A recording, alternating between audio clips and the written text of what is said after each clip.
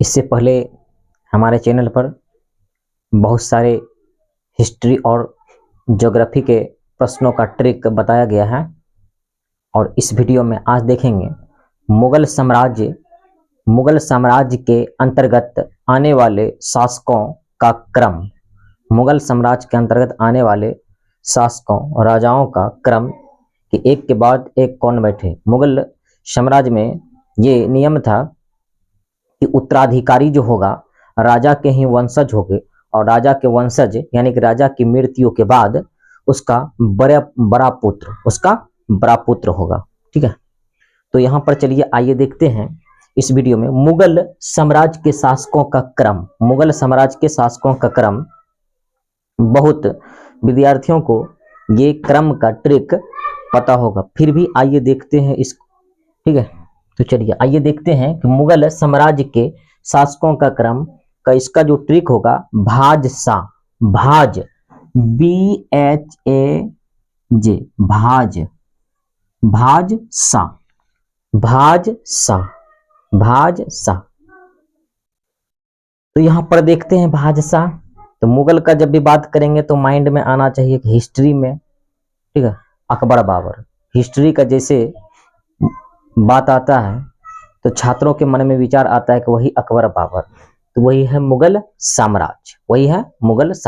एक है दिल्ली सल्तनत इससे पहले था, दिल्ली सल्तनत इससे पहले है, उसके बाद में आता है मुगल साम्राज्य जिसका शासकों क्रम है भाजसा BHAJ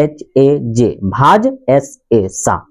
ठीक है, 6 गो हो गया इसमें भाजसा। चलिए, तो यहाँ पे ए जो है कि डबल रिपीट हो रहा है तो इस पे भी ध्यान देना है। तो पहले देखते हैं कि बी, जैसे कि बी आता है, पहला लेटर हो गया बी, तो बी से क्या हो जाएगा बाबर। बी से कौन हो जाएगा बाबर। फिर बी के बाद एच आएगा तो एच से हुमायूं।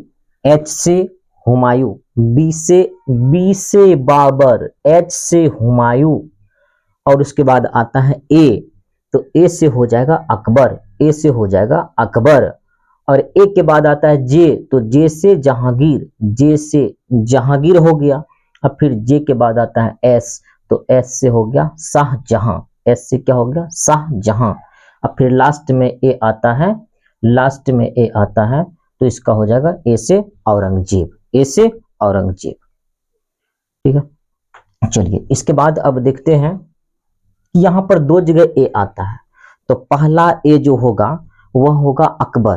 पहला ए किसके लिए होगा अकबर, और लास्ट में जो ए है वह किसके लिए हो जाएगा औरंगजेब के लिए। लास्ट का ए किसके लिए होगा औरंगजेब। आपको माइंड में बैठा के रखना है कि लास्ट में औरंगजेब मुगल वंश का अंतिम शासक जो होगा यहाँ पे शक्तिशाली। मुगल वंश का अंतिम शक्तिशाली जो शासक होगा वह औरंगजेब होगा। लास्ट वाला ए औरंगजेब, उससे पहले ए आएगा तो अकबर। ठीक है, चलिए अब देखते हैं क्रम इसका हो गया, ये तो क्रम हो गया। अब देखते हैं इसका।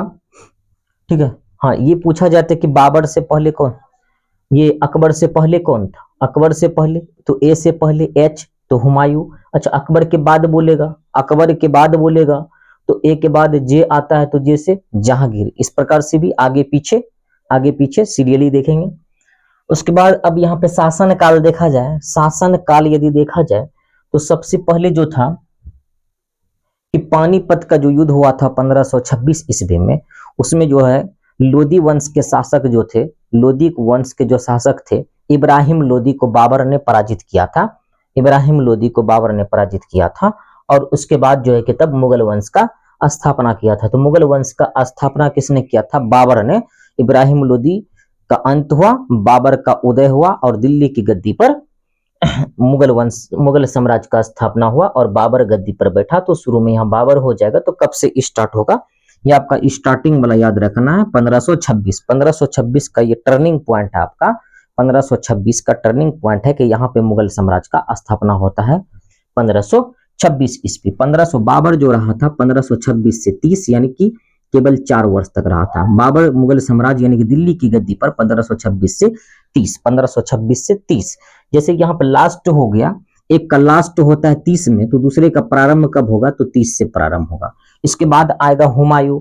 तो हुमायूं जो है कि 1530 में गद्दी पर बैठा और 1556 तक, 1556 तक रहा, 1556 तक रहा। 30 से कब तक रहा, तो 1556 तक रहा। हुमायूं कब तक रहा, 1556 तक रहा। ठीक, उसके बाद एक का जब 56 में अंत होता है तो दूसरे का जो आगे वाला होगा उसका 56 में स्टार्ट हो जाएगा। तो अकबर जो है कि 1556 से कब, 1605 तक रहा, 1556 से 1605 तक रहा। ठीक, उसके बाद देखेंगे फिर जो हो जाएगा अकबर के बाद जो हो जाएगा जहांगीर जो हो जाएगा 1605 से लेके 27, 1605 से लेके 27।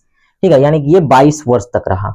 उसके बाद यहाँ पे देखिए लास्ट, देखिए लास्ट किस पे हो रहा है, 7 पे, तो प्रारंभ भी किस पे हो रहा है, 7 पे हो रहा है। ठीक है, लास्ट 1500 नहीं सॉरी 1627। ठीक है, तो जहांगीर हो गया 1605 से 1627। उसके बाद शाहजहां हो जाएगा ये 27 से 57, 27 से 57 तक हो जाएगा, 1627 से 1657 तक हो जाएगा। फिर उसके बाद यहाँ पे देखिए, उसके बाद औरंगजेब जो हो जाएगा ये 1658 से 1707, 1658 से 1707। तो इस प्रकार से इसका शासकों का क्रम, उसके साथ ही उसका कब से कब तक, ये भी याद रखना है। अब कुछ और इसमें देख लेते हैं कि जैसे बाबर, तो बाबर को ही कहा जाता था जहीरुद्दीन। कई बार एग्जाम में पूछा जाता है कि निम्न में से जहीरुद्दीन के नाम से किसे जाना जाता था, तो बाबर को ही कहते हैं जहीरुद्दीन बाबर। बाबर को कहा जाता है जहीरुद्दीन बाबर, और हुमायूं को कहा जाता है नासिरुद्दीन। हुमायूं को कहा जाता है नासिरुद्दीन। ठीक है, नासिरुद्दीन क्या हो गया आपका, हुमायूं हो गया। उसके बाद अकबर को कहा जाता है जलाल। जलाल किसको कहा जाता है, अकबर यानी कि जलालुद्दीन। और जहांगीर को सलीम, जहांगीर को सलीम कहा जाता है, जहांगीर को सलीम कहा जाता है। और खुर्रम का मतलब हो गया आपका शाहजहां, खुर्रम यानी कि शाहजहां, खुर्रम शाहजहां, खुर्रम शाहजहां। और ओ से औरंगजेब, ओ से आलमगीर। औरंगजेब आलमगीर के नाम से किसे जाना जाता है, तो और औरंगजेब को जाना जाता है। ठीक है, तो 2-3 बार इसको इसी तरह से पढ़ना है, माइंड में सेट हो जाएगा। ठीक है, चलिए थैंक यू।